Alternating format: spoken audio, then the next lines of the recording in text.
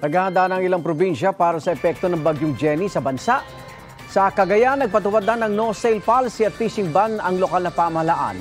Itinali na ng mga mangingisda ang kanilang bangka at inilagay na sa mas mataas na lugar.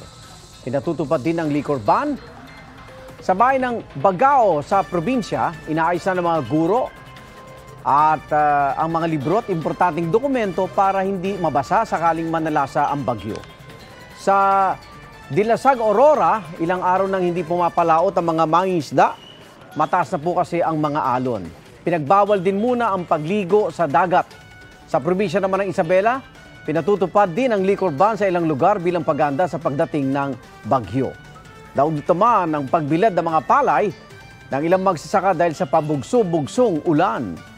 Sa Cabanatuan City naman sa Nueva Ecija, bumuhos na ang malakas na ulan. Tumagal ito ng halos 20 minuto. Bumuhos din ang ulan sa Samal, Bataan at kahit tuminto na, nanatiling makulimlim ang langit. Igan, mauna ka sa mga balita. Mag-subscribe sa GMA Integrated News sa YouTube. Sa mga kapuso abroad, subaybayan nyo kami sa GMA Pinoy TV at sa www.gmanews.tv.